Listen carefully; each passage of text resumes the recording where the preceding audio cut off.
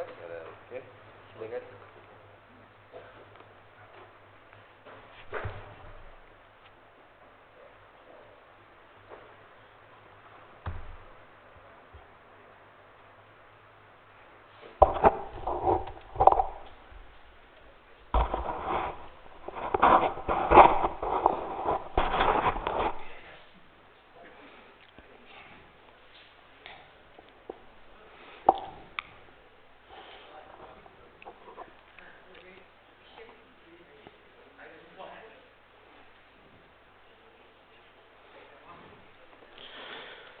Bismillahirrahmanirrahim. Qala al-musannif rahimahullah, kitab Tahzib Syarah At-Tahawiyah, muka surat 68. Beberapa kekacauan, kekeliruan, tashkik dan sangkahannya. Ada beberapa pendapat yang dinukilkan yang mengandungi beberapa kekeliruan. Yang pertama ialah syubhat, kekeliruan. Jadi kekacauan tu lebih elok dengan kesamaran, ya, kesamaran, kekeliruan. Mereka yang berpendapat bahawa syurga dan neraka, syurga dan neraka baru akan diciptakan nanti. Maksudnya tak ada lagi, akan bakal diciptakan. Iaitu jika ia sudah diciptakan, katanya kenapa neraka dan syurga itu belum diciptakan, akan diciptakan. Kerana kalau sudah diciptakan, pasti ia akan hancur pada hari kiamat.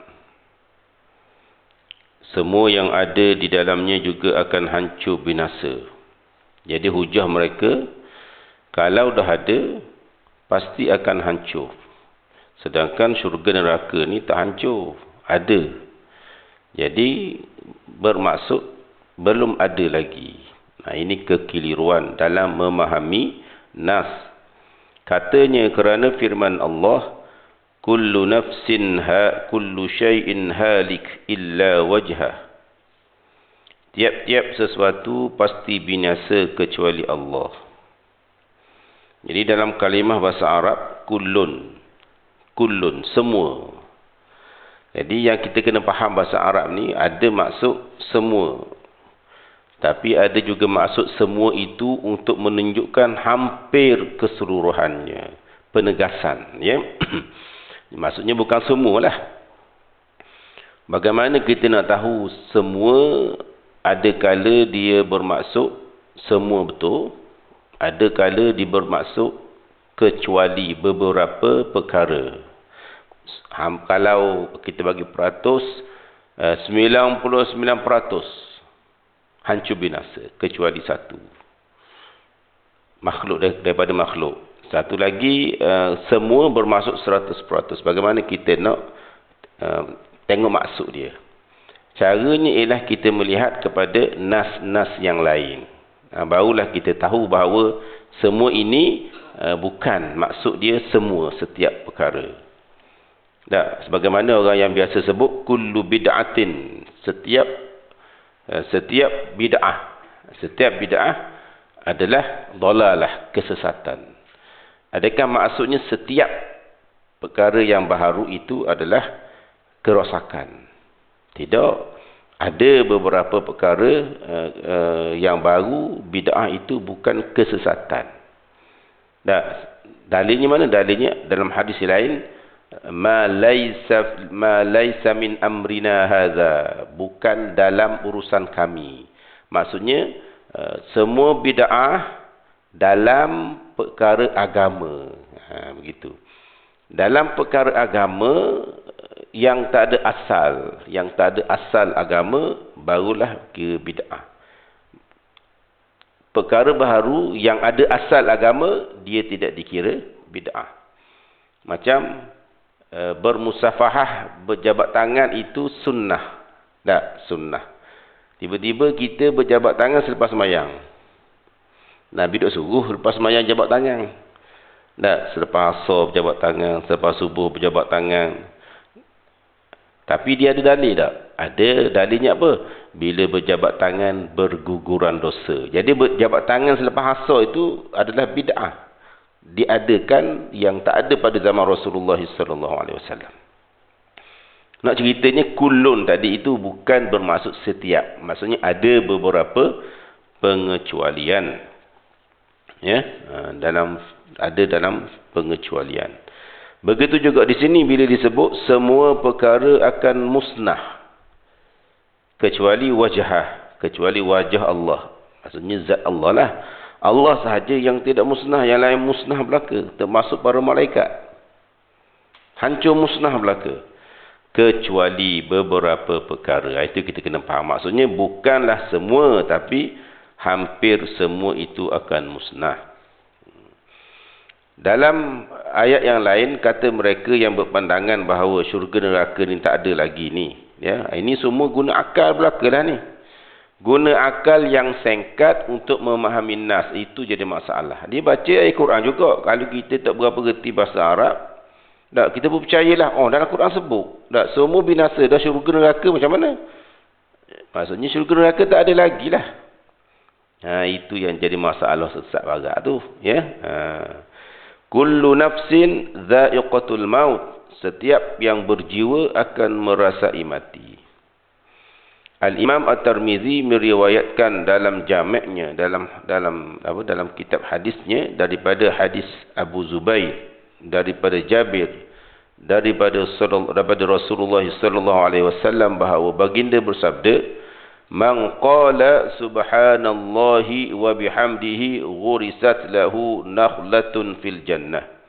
Sesiapa yang mengucapkan subhanallahi wa bihamdihi, akan ditanamkan baginya satu pokok, satu pohon dalam syurga. Hujahnya mana? Hujahnya bila kita sebut subhanallah wa bihamdihi, Allah Ta'ala bagi satu pohon dalam syurga. Maksudnya tak ada pohon lagi, tak ada lagi pohon dalam syurga tu. Pokok tak ada lagi. Maksudnya syurga belum ada. Kita yang bina sekarang. Kita bina. Itu kefahaman yang yang mengelirukan. Ya. Sebabnya ialah salah faham pada hadis. Mereka ni guna akal. Nak guna akal. Itu jadi masalah. Jadi bila nak guna akal, mereka cuba mencari dalil-dalil untuk membenarkan akal mereka. Sepatutnya dalil ini, akal itu membenarkan dalil, bukan dalil membenarkan akal. Kita buat dulu baru cari dalil, itulah yang jadi kita salah guna dalil. Sepatutnya tengok dalil baru guna, baru ada hukum. Jangan buat dulu, tak. Ya ayyuhalladzina amanu la tuqaddimu baina yadayillahi wa rasulih. Wahai orang yang beriman, jangan kamu mendahului Allah. Maksudnya kamu duduk depan, Allah Ta'ala Rasul duduk belakang. Buat dulu baru tanya. Jangan begitu. Kita kena cari hukum dulu baru kita buat. Boleh kata pun tidak. Sebab kalau kita dah buat, susah kita nak kembali. Kerana nafsu kita dah bias. Sebagaimana forex. Tak. Kalau orang dah beramal, orang yang dah bermain dengan forex, dia akan kata cari dalil lah untuk menghalalkan judi mereka itu. Dia nak halalkan. Sepatutnya kita kena faham apa judi, bukan? Barulah kita boleh beramal, kan? Jadi sebab tu macam kita yang isap rokok, nak berhenti tak boleh. Lalu dia pun cari dalil. Oh, ada juga ulama seorang dua yang kata makruh berdasarkan itu. Dia cari dalil. Sebab apa? Dia tak nak berhenti. Sebab kita buat dulu baru tanya hukum. Sepatutnya tanya hukum baru buat dulu. Ya. Inilah, kan?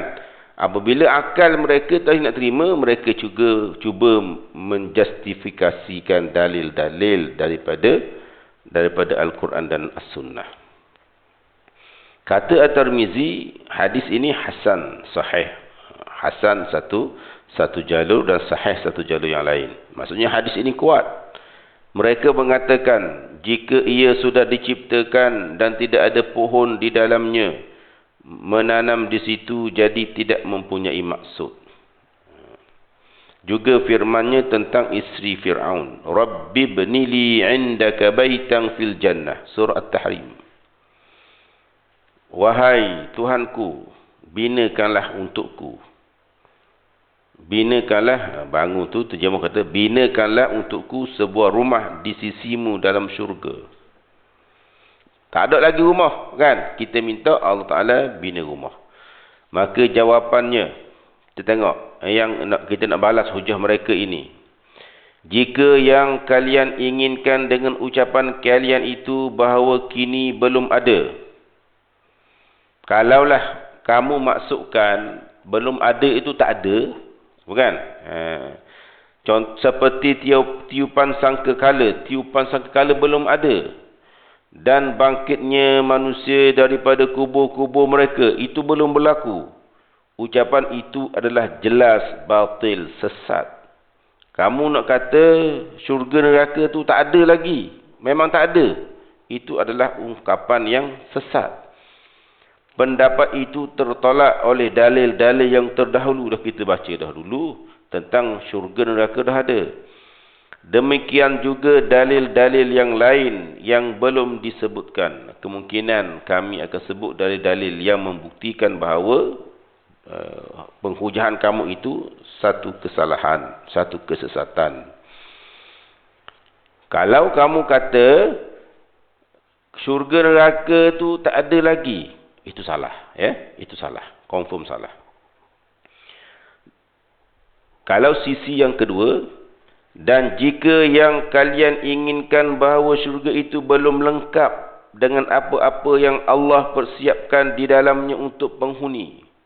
Kamu kata tak ada itu maksudnya belum lengkap. Maksudnya kamu kata tak ada itu ada dua maksud. Satu, tak ada, kosong. Itu salah. Ya? Kita dah bicara dulu. Yang kedua, kalau kamu kata tak lengkap. Syurga ni lengkap tidak? Memanglah belum lengkap lagi sebab kita tak masuk lagi. Tak? Kalau kita masuk dalam syurga, lengkaplah. Kan? Syurga dah ada, tapi isi dia belum lengkap. Apa? Kita belum masuk. Ataupun kita dah masuk, maka nikmat syurga itu setiap hari, setiap besar nikmatnya, tidak berhujung, tidak berpenghujung. Jadi itu step kepada step yang lain itu maksudnya belum lengkap. Okey, kita boleh terima. Kita boleh terima, ya. Tapi nak kata tak ada, itu salah, ya. Jika yang kalian inginkan bahawa syurga itu belum lengkap dengan apa-apa yang Allah persiapkan di dalamnya untuk penghuninya, Allah masih terus sahaja menciptakan sesuatu bertahap. Itu Allah Ta'ala punya kuasa lah. Allah Ta'ala dia mencipta bumi fi sittati ayyam. Langit dan bumi dalam 7 hari. Dalam 6 hari. Bukan? Tuhan nak buat. Itu kerja dia. Cuma yang kita nak bagi tahunya syurga neraka tu dah ada. Syurga neraka dah ada. Cuma menunggu kepada amalan-amalan kamu untuk dikemaskinikan ataupun dicipta benda-benda yang baru. Allah Ta'ala boleh cipta benda-benda baru. Sebagaimana Allah Ta'ala cipta neraka, dipanaskan neraka ribuan tahun. Berubah warna. Jadi warna merah lah, warna kuning lah, warna biru lah. Dibakar lagi, dipanas lagi sampai kepada ribuan tahun sampai kepada hitam. Boleh berlaku. Tak? Dan sekarang masih lagi dibakar. Sehingga hitam di atas kehitaman. Hitam yang tersangat hitam. Jadi itu biasalah berlaku. Itu kuasa kehendak Allah Ta'ala. Dan jika kaum muslimin memasukinya, Allah menciptakan di dalamnya pelbagai hal yang lain pula. Ya? Sebab nikmat itu sentiasa berubah kepada yang lebih besar dan yang lebih besar. Jika demikian maksudnya, maka itu benar dan tidak ditolak. Kamu sama dengan kami. Ya? Tapi nak kata tak ada, itu satu kesesatan. Semua dalil kalian itu hanyalah menunjukkan sebatas itu saja. Apa yang awak guna dalil itu hanyalah yang kita faham sekarang ni. Tak ada yang lebih lain pada itu. Adapun alasan kalian dengan firman Allah, kullu syai'in halikun illa wajhah. Semua itu, segala sesuatu itu akan binasa kecuali Allah. Surah Al-Qasas ayat 88. Semua itu kerana kesalahfahaman kalian, salah faham tentang ayat. Kalian belum mendapat taufik Allah untuk dapat memahami ayat tersebut dengan sebenar. Yang mendapat pertolongan Allah dalam hal itu hanyalah para imam kaum muslimin. Ahli sunnah wal jamaah lah, ya. Di antara ungkapan mereka, segala sesuatu yang telah Allah suratkan untuk mati binasa ketika itu akan binasa. Sedangkan syurga dan neraka telah dicipta untuk kekal, bukan untuk binasa. Demikian juga halnya dengan arash. Sesungguhnya ia adalah atap bagi syurga. Jadi apa yang kita kena faham, semua perkara itu adalah musnah binasa kecuali Allah. Dan beberapa perkara yang dikecualikan oleh Allah. Begitu dia. Apa dia? Antaranya syurga, neraka. Di antaranya arash. Ini tidak dihancurkan oleh Allah Ta'ala walaupun ianya dicipta, tapi ia tidak dimusnahkan. Kebatilan pendapat bahawa syurga dan neraka akan musnah. Tadi kata syurga tak ada lagi, bukan? Ini sekarang syurga akan hancur. Ucapan beliau, kedua-duanya tidak akan hancur dan tidak akan punah. Ini adalah pendapat umum para imam daripada kalangan as-salaf maupun al-khalaf, ulama yang kemudian, ya. Salaf, kenapa kita sibuk dengan salaf dan khalaf ni? Ya?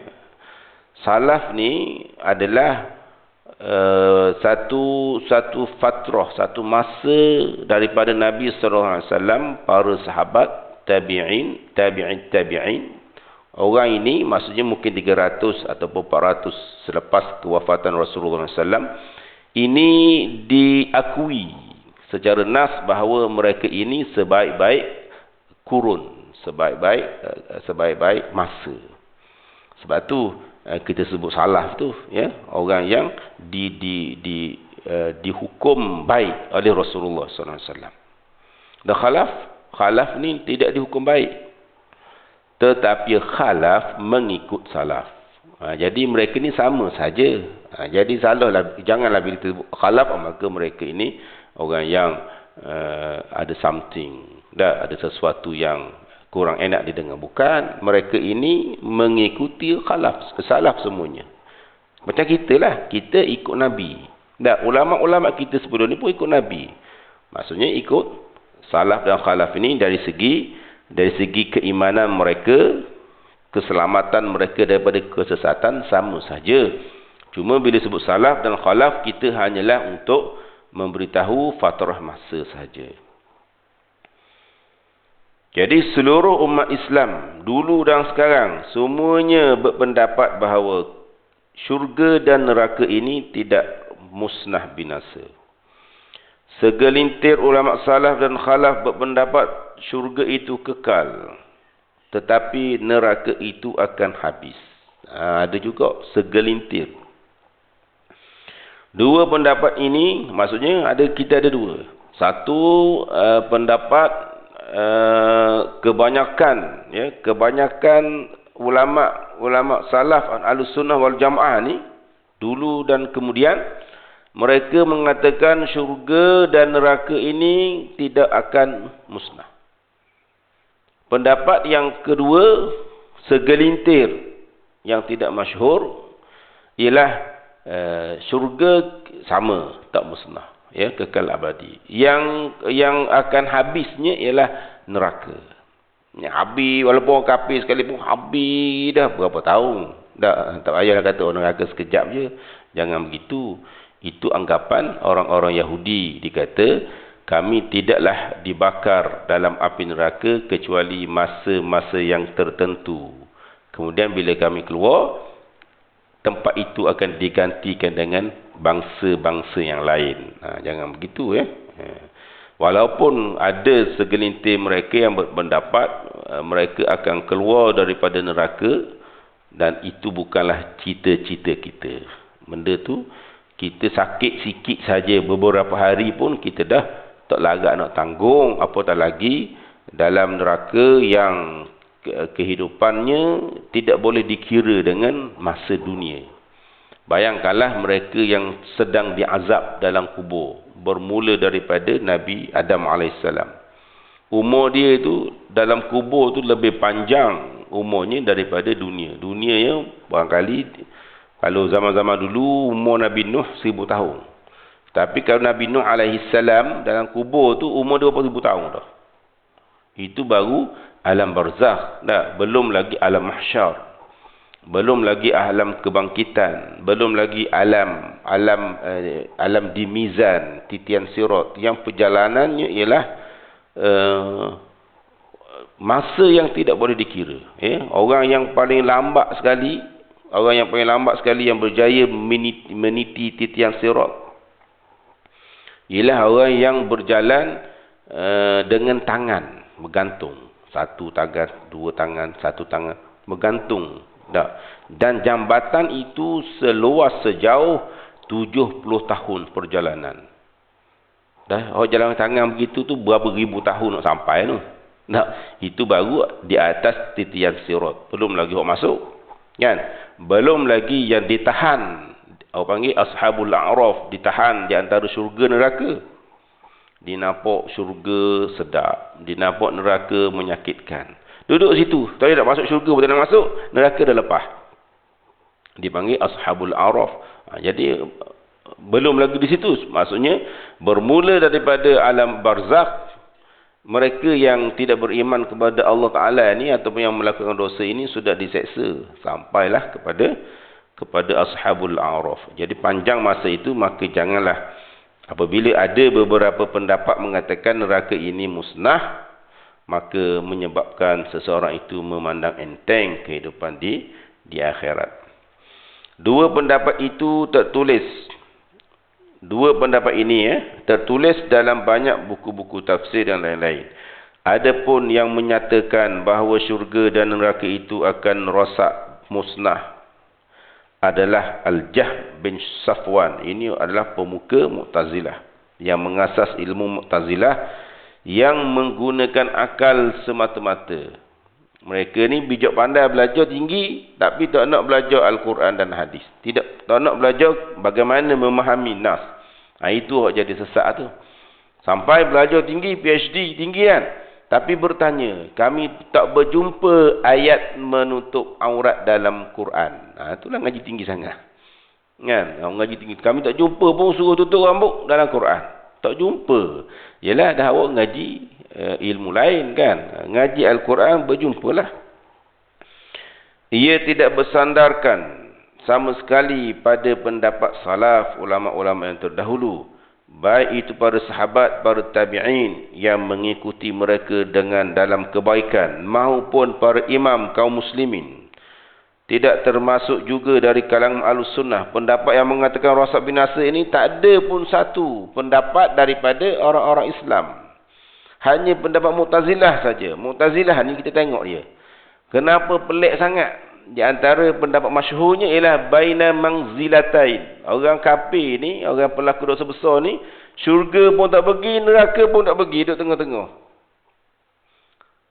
Itu orang Mu'tazilah. Guna otak, kita pun tak faham otak dia kat mana. Tak. Kita pun tak faham apa sebenarnya kaedah yang diguna. Orang yang pelaku dosa besar ni, syurga pun tak pergi, neraka pun tak pergi. Dah buat benda. Kan? Kita pun tak faham. Umumnya pengikut as-sunnah mengingkarinya. Kerana itu mereka mengkafirkan, mengatakan Mu'tazilah ini adalah ajaran yang sesat dan menolaknya serta para pengikutnya dalam penjuru dunia. Jadi Mu'tazilah ni dia macam Syiah, kan? Syiah ni dia ada yang sesat dan ada yang lain, yang lembut kesesatan dia. Kan? Yang sesat, yang melampau, mengkafirkan itu dan ini, itu yang dikira bukan ahli Islam. Tapi kalaulah mereka ini masih lagi tidak sampai ke peringkat itu, maka dia dikira dalam kalangan umat Islam. Syiah mana tu? Wallahu alam. Kita pun tak tahu. Ya? Itulah pendapat yang paling selamat yang dipegang oleh Ahlus Sunnah wal Jamaah. Jadi kalau kita nak kata sesat tu, jangan katalah melainkan kita nampak kesesatan. Sembah batu, tak. Sembah kubur, nampak sesatan. Tapi sekadar kalau orang kata tu Syiah itu, kita kena hold dulu. Tak perlu kita gelojoh untuk menjatuhkan hukuman. Begitu juga Mu'tazilah. Ya, kalau kita pergi luar negara, dia ada satu fahaman Ibadhi. Ibadhi ni fahaman Khawarij. Ya. Kita duduk Malaysia tak dengar Khawarij, kan? Kita ingat Syiah je hok nampak. Kita hok biasa dengar. Tapi rupa-rupanya bila pergi keluar negara, dia ada satu lagi fahaman Ibadhi. Ada lagi Khawarij rupanya. Dengan habis dah Khawarij ni. Ada lagi berpengkalan di Yaman dan beberapa tempat negara Arab, dan dia sembahyang sama kita.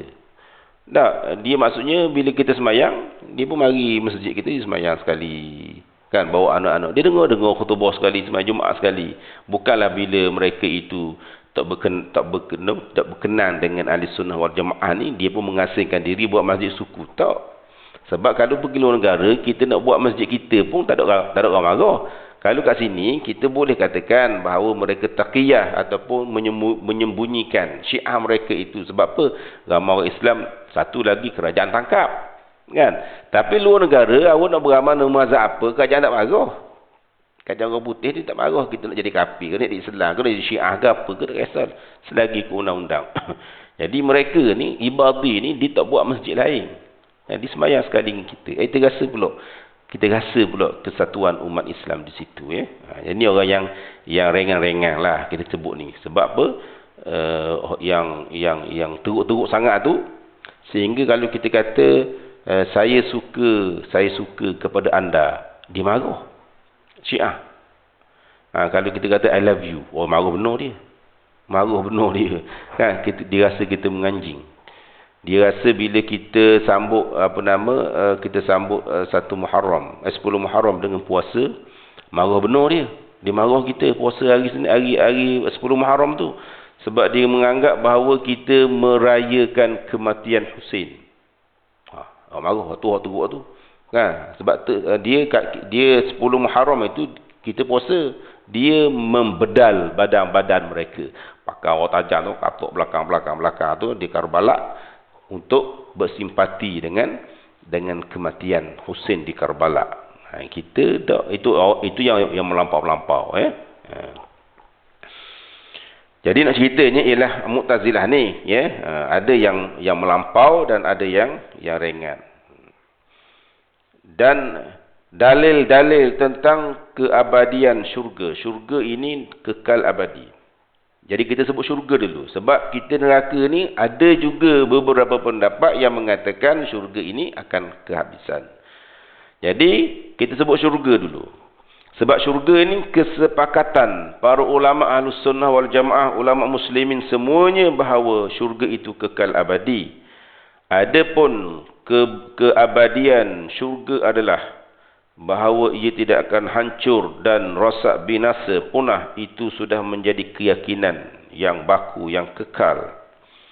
Bahawa Rasulullah SAW juga sudah mengkhabarkan, menceritakan. Allah Ta'ala berfirman, wa ammal ladzina su'idu fa fil jannati khalidina fiha ma damatis samawati wal ardu illa ma syaa rabbuk ata'an ghaira majdzuz. Ata'an ghaira majzul tu dia salah tulis tu kalau. Tak. Ghaira jazul. Salah tu majzul. Kita tengok semula ayat Quran, tengok semula ya. Surah mana ni? Surah Hud. Adapun yang berbahagia, boleh tengok. Ada tengok Quran ke, tengok Surah Hud 108. Adapun yang berbahagia, maka tempatnya di dalam syurga. Kita tengok semula. Tak bawa, tak telefon. Ya. Tuan-tuan tengok Quran sikit. Surah Hud 108 tu. Ada. Tengok buka Quran sekejap. Tengok belakang atas tu. Tengok Surah Hud 108.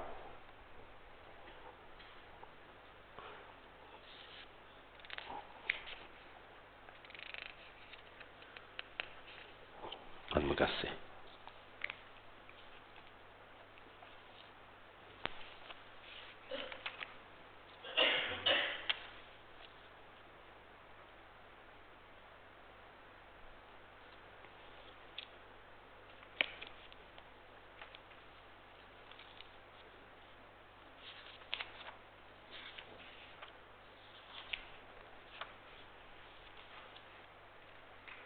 Ghaira majzuz, ya, salah tu, tolong pandang tu. Ghaira majzuz. Ada mim tinggal tu, mim jatuh. Adapun orang yang berbahagia, maka tempatnya di dalam syurga. Yang dapat hidayah ni, tempatnya dalam syurga. Mereka kekal di dalamnya selama ada langit dan bumi. Kecuali jika Tuhan kamu menghendaki yang lain. Sebagai kurnia yang tiada putus-putus. Artinya kurniaan yang tidak berhenti. Itu tidak bertentangan dengan firman illa ma syaa rabbuk, kecuali bila Tuhan menghendaki yang lain. Quran sebut orang yang berbahagia ni masuk syurga selama-lamanya kecuali dikehendaki oleh Tuhan. Jadi kita faham masuk dalam syurga selama-lamanya kecuali yang dikehendaki oleh Tuhan. Apa maksud kecuali itu? Adakah nak kata masuk syurga akan ada batasnya yang apa nama, yang tertentu, bukan selamanya. Sebab Tuhan kata kecuali. Ulama sebut bukan maksud begitu. Bukan maksud begitu. Satunya, saya akan pukul awak kecuali bila saya nak berhenti. Saya tak berhenti. Begitu. Sebab apa? Allah Ta'ala ni free. Kehendak dia, kekuasaan dia ni tak ada orang paksa dia. Dia membalas dengan syurga, itu kehendak dia. Tak ada orang boleh paksa dia.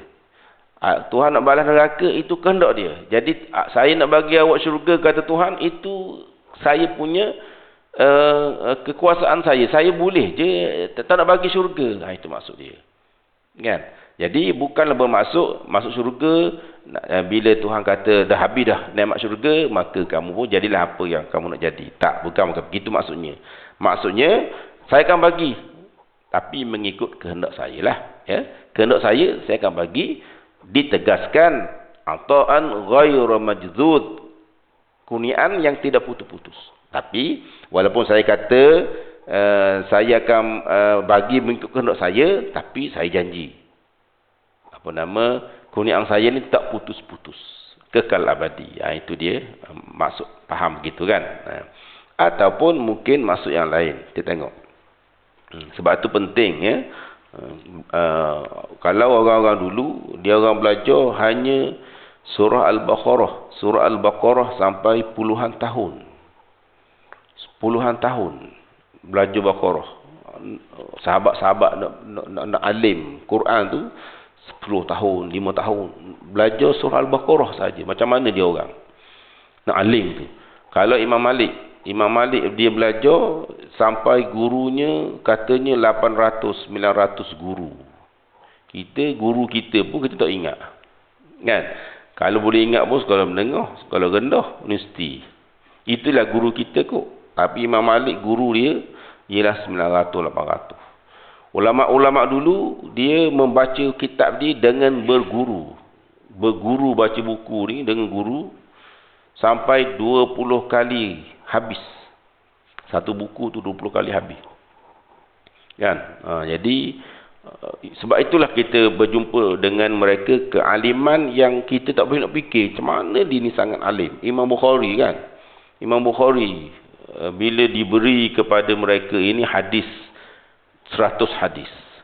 Kemudian perawi hadis itu bercampur-campur. Kan, hadis pun bercampur-campur. Suruh Imam Bukhari susun semula. Spontan. Imam Bukhari boleh susun dengan betul A sampai ke Z.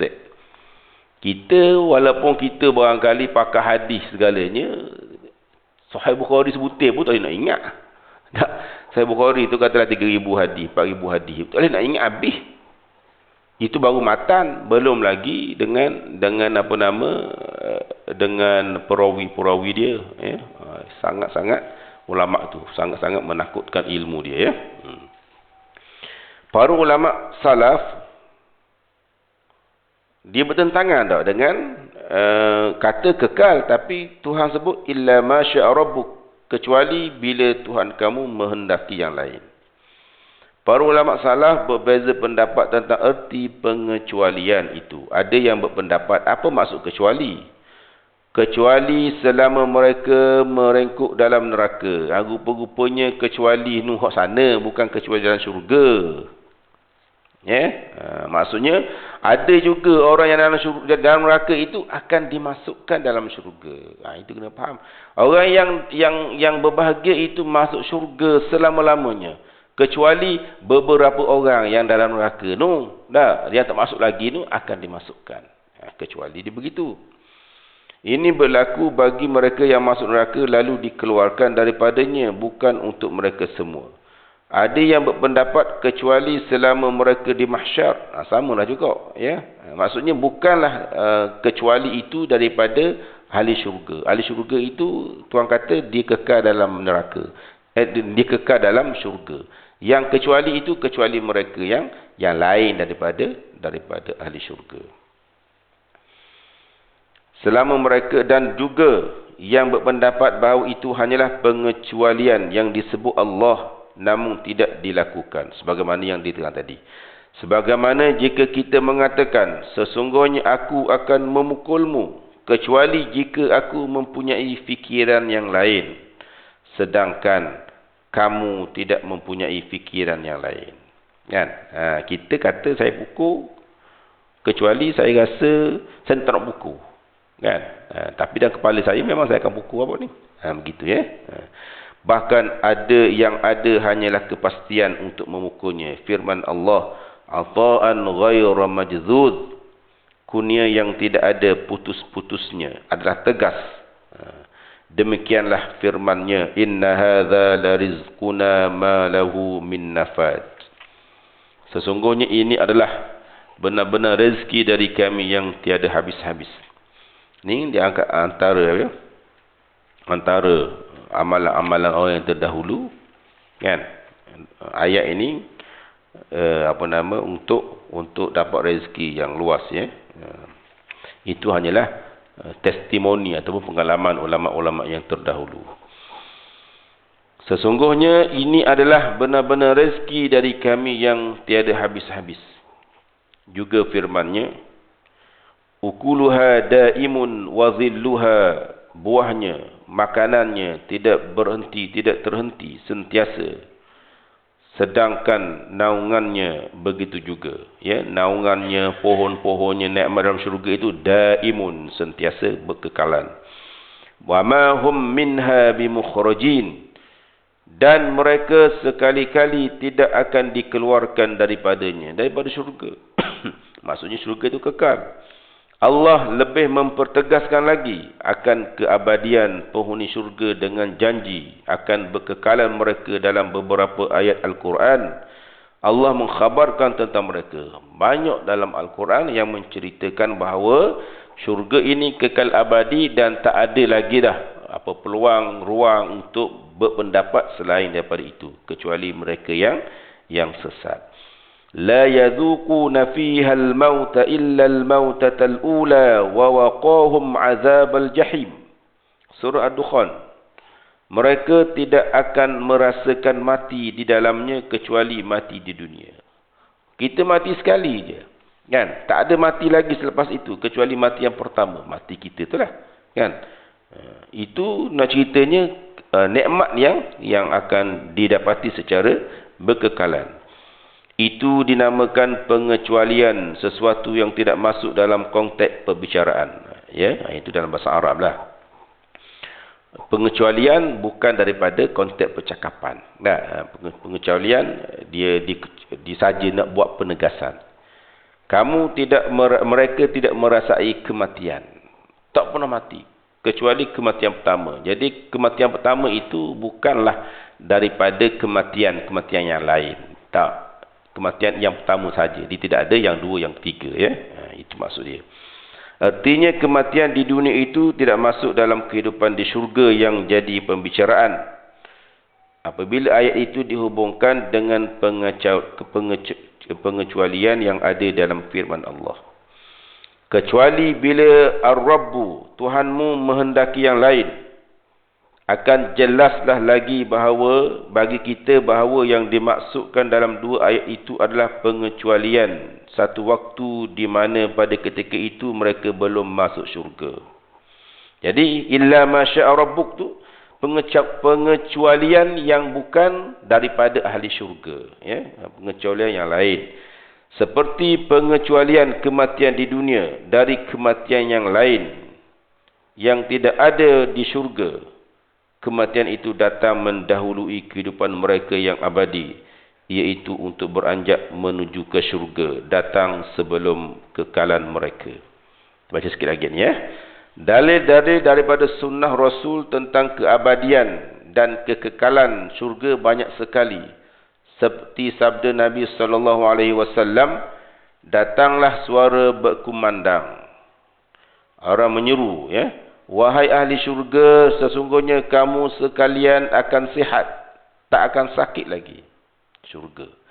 Kamu sekalian akan muda, tidak akan tua lagi. Dan kalian juga akan hidup dan tidak akan mati lagi. Telah diceritakan sebelumnya tentang disembelihnya sang kematian di antara syurga dan neraka. Kita dah cerita dulu tentang kematian. Nah, kematian dijelmakan sebagai kambing, lalu disembelihkan, simbolik bahawa tiada lagi kematian selepas itu. Lalu difirmankan Allah, wahai syurga, selamat datang berkekalan, selamat tinggal kematian. Wahai ahli neraka, selamat datang berkekalan dan selamat tinggal kematian. Itu bukti bahawa syurga adalah kekal abadi. Begitu juga dalam hadis ini mengatakan neraka juga kekal abadi. Walaupun di sana insya-Allah kita akan berbincang tentang neraka, ada beberapa pendapat mengatakan bahawa ianya akan berakhir. Jadi sekadar itulah saja hari ini, apa yang baik itu kita amalkan, ya.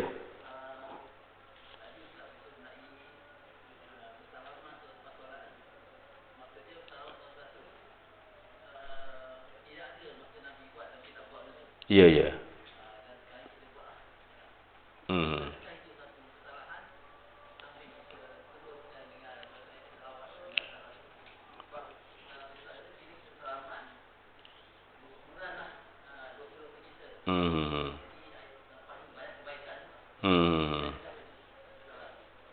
Dia masalah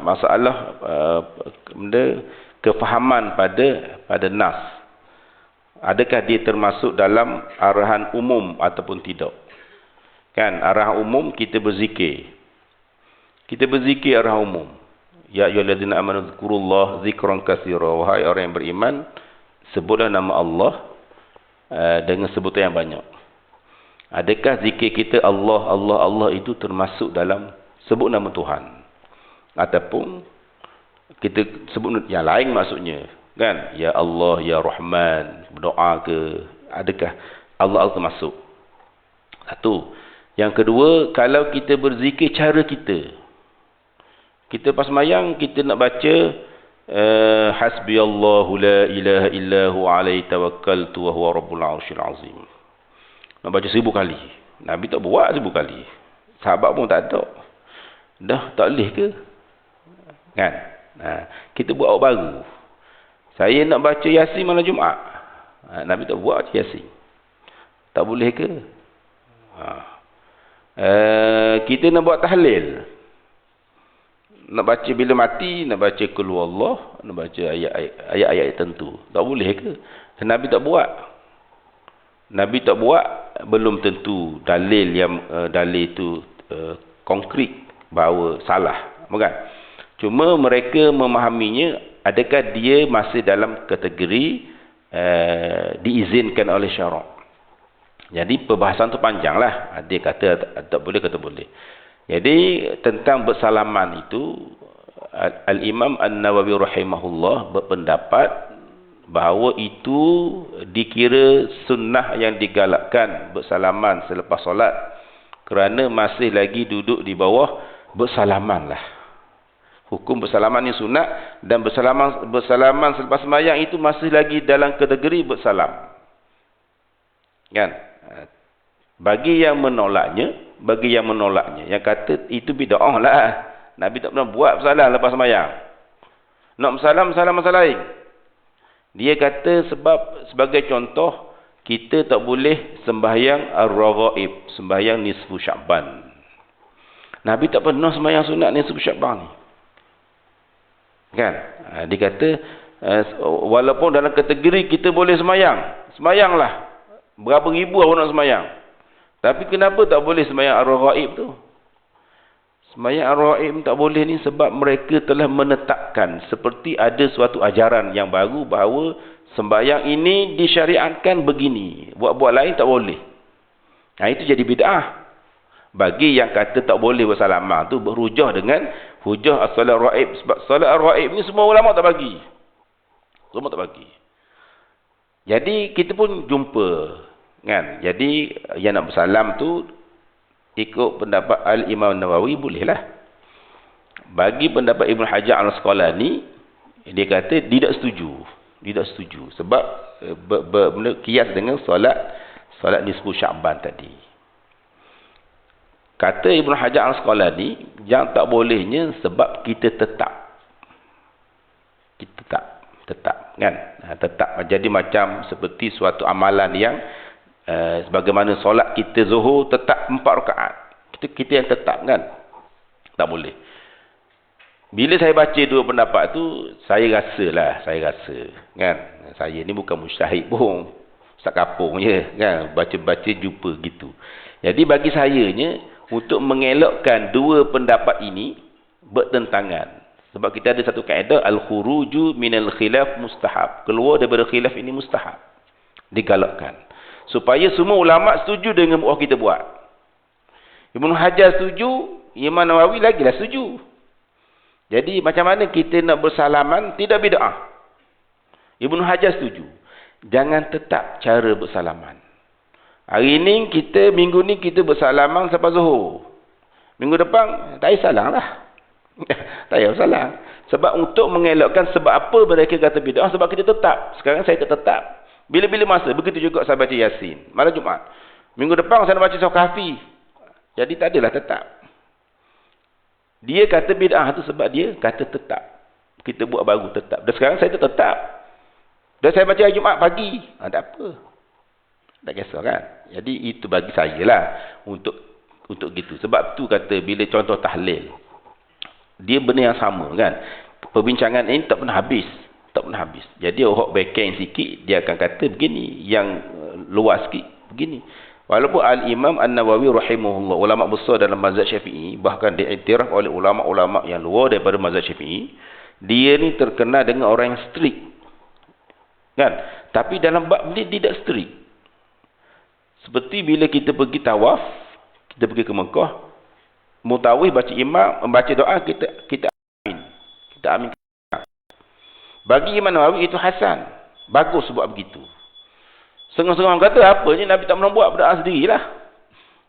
Kan? Macam doa imam baca. Kan? Nabi tak pernah buat begitu. Walaupun Nabi baca pun tak ada orang belakang amin, amin. Sebagaimana yang kita buat. Tapi bagi Al-Imam An-Nawawi yang katanya strict itu, dia kata bagus begitu. Ya? Menolong kita sama-sama membuat kebaikan. Okey.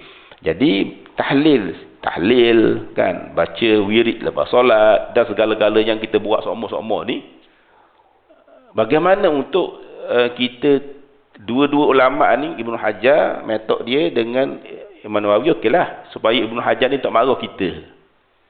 Nah, Ibn Hajar tengok kita tak marah. Sebab Ibn Hajar kata alasannya tidak boleh tetap. Jadi kita jangan buat tetap. Tahlil macam mana nak buat tetap? Kita bacalah surah lain.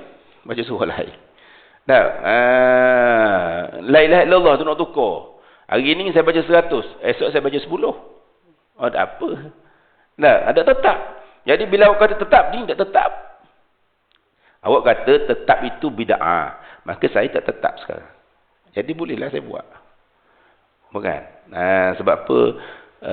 Yang kebanyakan ulama kata doa kita, baca Quran kita ni sampai pada si mati. Bukan? Maka kita bacalah. Tapi elokkan tetap. Bukan? Tapi kalau kita nak tetap, kita nak pakai yang pendapat hujah daripada Imam Nawawi, pakailah. Tak kisahlah. Kan? Yang hot straight tu, kita nak suruh dia tak marah kita buat belaka. Macam contoh, sapu kepala ketika wuduk. Mazhab Syafi'i sebahagiannya sekurang-kurangnya 3 helai rambut. Sekurang-kurangnya sapu kepala. Ambil wuduk kan. Mazhab Abu Hanifah hendaklah rubung 1/4 sebesar tapak tangan. Mazhab Imam Ahmad kena sapu semua rambut ni. Kalau sapu separuh tak sah wuduk. Wajib sapu semua. Jadi nak suruh kita buat, semua ulama tak marah. Kita sapu semualah. Nak sapu semua. Bila sapu semua, Imam Syafi'i kata sah. Abu Hanifah kata sah. Imam Ahmad sah. Kita buat belaka. Jadi tak ada marah. Jadi awak kata tetap tak boleh, maka saya tak tetap. Bukan? Sebab tetap ni sebenarnya ada ulama yang tak suka, ada ulama yang suka. Sebagai contoh satu lagi, sebagai penutup bicara. Kita ni semayang subuh hari Jumaat, biasa baca surah Sajdah. Kan? Apakah akibatnya bila kita baca surah Sajdah? Akibatnya bila imam tak ingat, tak ada orang nak jadi imam. Dan imam tak ada, lambat. Dah siapa nak naik? Baca surah Sajdah ni wajib ke sunat? Sunat. Dan yang lepas tu yang tak ingat surah lain, baca surah lain tak apa ke? Nabi tak marah.